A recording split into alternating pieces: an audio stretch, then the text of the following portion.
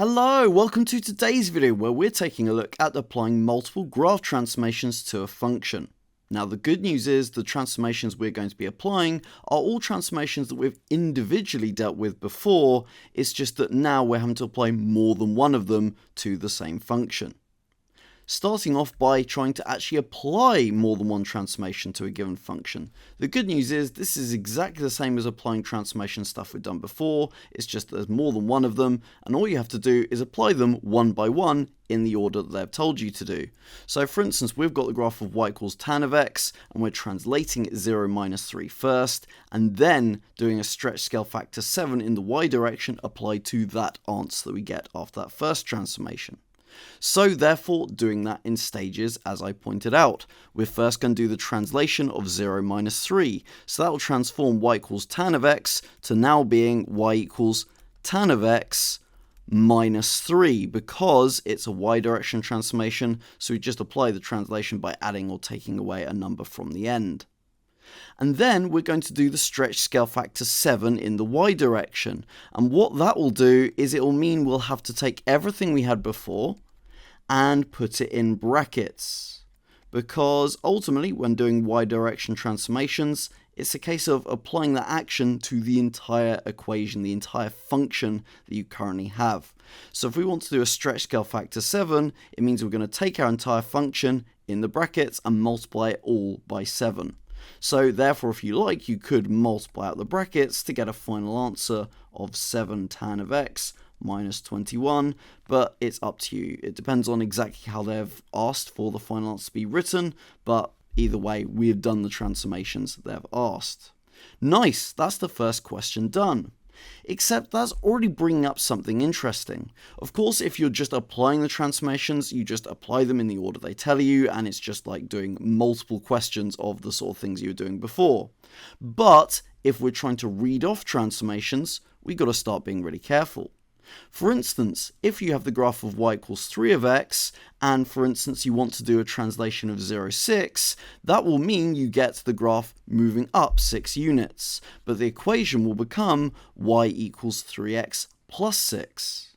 Whereas interestingly, if you start with the same equation of y equals 3x again, but decide instead to translate it minus 2, 0, then you will end up, of course, with the graph now having an x-intercept of minus 2, but the equation will become y equals 3 lots of x plus 2, because x-direction transformations, as a reminder, are all done by a substitution, so you replace the x in the equation with an x plus 2. But the thing is, interestingly, if you were to multiply the brackets there for that second transformation we did to the original graph, then you would end up with y equals 3x plus 6 again, which means we did two different transformations but ended up with the same graph. So that causes a problem when we start applying more than one transformation to a graph, because you can very easily end up with situations where different combinations of transformations can still lead to the same final answer. So if you're just asked to identify what transformations have happened given a particular equation, then it's actually going to be the case that there's more than one answer you could give. However, it's going to depend on how the function was written as to what combination of transformations is going to be easier to spot. For instance, even in this single transformation example we just did, if you were given the function y equals 3x plus 6, given that we started with y equals 3x, you'd probably more likely gravitate towards saying it was a translation of 0, 6, because you can see that plus 6 on the end nice and clear. Whereas if they'd left the function in the form y equals 3 lots of, in brackets, x plus 2, then you would probably be more likely to choose it as the transformation translation minus 2, 0, because the brackets would then more clearly highlight the x direction transformation that had gone on. But if you have multiple transformations, what's the easiest way to read off the combination of transformations that's been given to you if there aren't any brackets? Well, to highlight some of the challenges faced when trying to do this, let's take another look at the example we'd already done on multiple transformations. We of course applied those two transformations and ended up with the final answer you can see. But the problem is, some of those transformations we did ended up being not so easy to see in that final function, in the format we'd written it.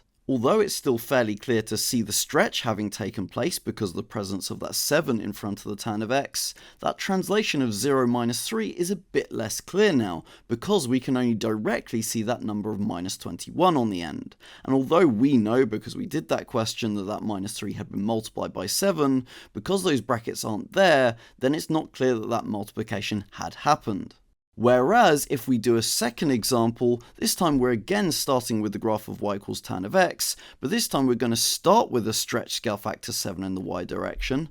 That first transformation would lead to the graph of just y equals 7 tan of x. All good so far? And now the second transformation we're going to apply is a translation of 0 minus 21, which, as we pointed out before, when doing a second y direction transformation, you've got to take everything you had before in the function, put it in brackets, and apply the action to those brackets. But the interesting thing about adding and subtracting with brackets is it effectively acts as if the brackets aren't there. So the final answer would be, for this question, interestingly, also y equals 7 lots of tan of x minus 21. The reason this is interesting is because this time we did the two transformations in a different order, but the two transformations we did are now easier to spot in the final answer. We can see that 7 from the stretch scale factor 7 in our final answer by that multiplication in front of the tan. And we can see that translation 0 minus 21 because of that subtraction of 21 on the end. So, what can we take from this? When you're trying to identify multiple transformations that have occurred to a function, and those transformations are both in the y direction, if you want the easy way of being able to identify those transformations, in other words, being able to directly use the numbers that you can see having been applied, then the order in which those transformations will have to be applied in is that the transformations related to multiplying, in other words, stretches or reflections, have to happen first, then followed by the translations, which is the transformation associated with adding and taking away, second. As we've already seen, the transformations could be applied in the other way around, but it just means that if you do that, then you're not going to be able to use the numbers that you can just directly see given in the function. The logic behind helping you remember this order is that ultimately this just comes down to the order of operations, which is we know that normally brackets happen first, but if there are no brackets, then therefore multiplication must happen before adding or subtracting. As stretches and reflections are both just examples of multiplications happening to the function, then it doesn't matter which order those two happen against each other, but it's just that the translation has to happen after either of those two transformations. So let's take a look at an example. We've got to identify the transformations that map the function y equals 4 of x onto the graph of y equals minus 4x plus 2. So what's gone on? We can see there's two actions that have both happened. We've multiplied by minus 1, and we've also added 2 on the end. And therefore we know that if we want to use those two things that we can directly see happening in the equation, therefore as these are both y direction related transformations, we're going to have to do the thing related to that multiply of minus 1 first, and then the transformation related to that plus 2 second. So therefore that means the first transformation that's happened is a reflection in the x-axis. I've of course made sure I've got the correct wording there, which is to point out of course that although we're talking about a y direction reflection, that's not how we refer to it, because by y direction I just mean the movement, so to speak, is happening vertically, but we call it a reflection in the x-axis because the mirror line is the x-axis. Also worth pointing out that of course a reflection is effectively always just a stretch scale factor minus 1, it's just that we don't call it that. But then, second after that, we need to write the transformation that's related to that plus 2 on the end. And that would be a translation, because it's to do with adding and taking away, and we already identified it's in the y direction, so therefore it's going to be a translation 0, 2. And therefore, we're done. It really is as easy as that. But the problem is, what happens if we need to identify multiple x direction transformations? Again, there's a particular order you want to write the transformations in if you want to be able to use the numbers you can directly see in the equation. However, we do have a caveat for that, because of course always with x direction transformations you're never technically directly using the number you can see in the equation. You're always having to almost do the opposite to what number you see there anyway, because x direction does the opposite of what the algebra says it's going to do. But therefore, if you're wanting to identify the x direction transformations in the normal way that you would identify them, the order in which the transformations have to take place in is confusingly in the opposite order to what was going on with the y direction transformations. Which is in some ways really annoying because it means the order of the transformations is happening in the opposite order to the standard order for operations. So the reverse of BIDMAS, BODMAS, PEMDAS, whatever mnemonic you use to learn the order of operations. But in some ways I'd argue it is quite nice because it's just continuing the rule we've already been using for x direction transformations in algebra, which is that the x direction transformations are always doing the opposite of what you think the algebra is telling you to do. And so therefore you end up doing the translations in the x direction first, followed by stretches and or reflections. Of course, a reflection in the x direction is described as a reflection in the y-axis, to be clear. And so let's take a look at an example of that. So we've got the graph of y equals sine of x being mapped onto the graph of y equals sine of 7x plus 5. In this case, we can see they're both x direction transformations because the number alterations we did to the algebra are both inside the brackets. Of course, as we just pointed out, if you want to be able to easily identify the transformations using the knowledge we already had, then we need to identify the transformation related to that plus 5 first, followed by the transformation related to that multiplied by 7 afterwards. So therefore, the transformation related to that plus 5 first of all is of course going to be a translation because it's related to adding and taking away. But as it's x direction, it's going to do the opposite of what we think it's going to do. So instead of doing add 5, it's taking away 5. And then second, we're doing the transformation related to that multiplied by 7, which as it's to do with multiplying would be a stretch. And because it's x direction though, it's going to do the opposite of what we think it's going to do. So instead of doing multiply by 7, doing a multiply of 1/7 effectively. So therefore it's a stretch scale factor 1/7 in the x direction. And that would get me all the marks for this question. But I know what you're thinking. What happens if we don't just have y direction transformations together, or we don't just have x direction transformations together? What happens if we need to identify multiple transformations where there's a combination of x and y direction transformations both occurring? Well, the good news is that x and y direction transformations do not affect each other at all. This is a concept we've already been using a lot in maths as it is. The idea with vectors, the x components and y components can be calculated together separately, or even with mechanics where horizontal and vertical forces could be calculated in their own force equation separately. So it's just a continuation of that. So therefore it doesn't matter what order the x and y direction transformations are in relation to each other. And so therefore, a quick example of that, we've got this example where we're mapping the graph of y equals ln of x to the graph of y equals 1 plus ln of 1/8 x. So what are the transformations that are happening here? Well, we've got that 1 plus that's happening outside of what was the original function, and so therefore we know that is related to a y direction transformation. But then we also have that 1/8 x replacing what was originally just an x inside that function before. And although there aren't brackets because there technically doesn't need to be them, we are of course hopefully aware that ln of x means ln of x in brackets, and therefore the same thing occurs over here, therefore meaning that second transformation is an x direction transformation. So therefore the good news is we can just identify the transformations and not have to worry about which order we wrote them in, because one is an x direction transformation, one is a y direction transformation, and they don't affect each other, don't get in each other's way, so the order of them doesn't matter.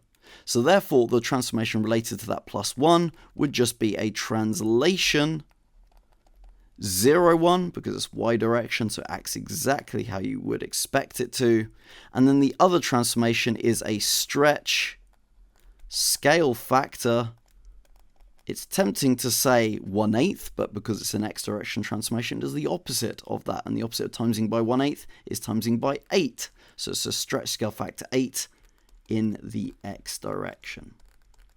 Alternatively, you could use the wording parallel to the y-axis. That would, of course, mean the same thing. Cool, so that's another example done. There's just one more thing I want to cover, which is what happens if there's loads of transformations going on. Situations where you've got multiple x direction transformations and multiple y direction transformations, so we're having to basically use all the knowledge we've had up until this point. Again, because there are multiple transformations going on here and multiple in the same direction as each other, then therefore you do have to pay attention to order if you want to be able to easily use or easily identify the transformations using the numbers that you can see in the equation.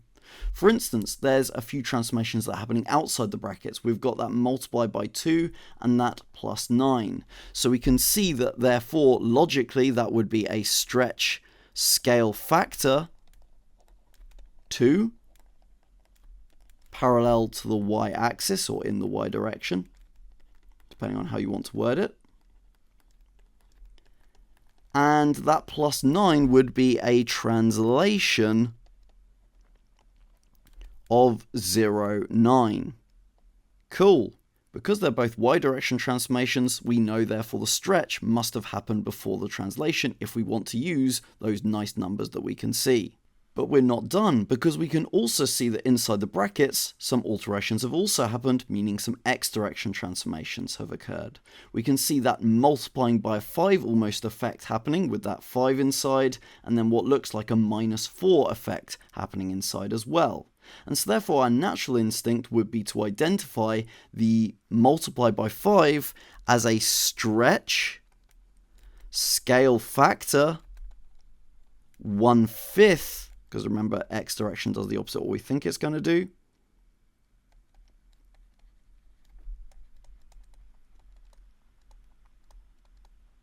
In the x direction. And then we also have the translation, and again the algebra is doing the opposite of what it's actually doing. So therefore, instead of -4, it's going to be +4 as the translation for the horizontal direction. And again, because those are two x direction transformations, we care about the order of those in relation to each other. So we had to make sure the translation happened before that stretch in the x direction. So I've ended up writing an answer that would be allowed. I would be allowed to write them in this particular order that I've done, because the rules we've had before have all been abided by. But the interesting thing is this wouldn't be the only way of writing the final answer.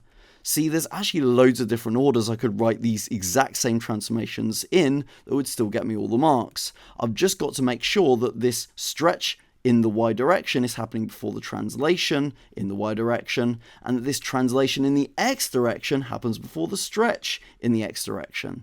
And as long as my order of the 4 transformations abides by those 2 rules, you can have them in any order. And so therefore, just purely for demonstration purposes, not because you'd have to write all these combinations out, here are all the possible answers using these same 4 transformations you would have that would be allowable. You would be allowed to write them in this order that we already wrote before, or alternatively in this order, or this order, or this order, or this order, or this order, and therefore we've got 6 different combinations. But, as I said, you're not having to write all these 6 combinations. I just want to stress the fact that you'll notice in all of these combinations, the y direction stretch is always happening before the y direction translation, and also the x direction translation is always happening before the x direction stretch. And so as long as you're following those rules, the order doesn't matter.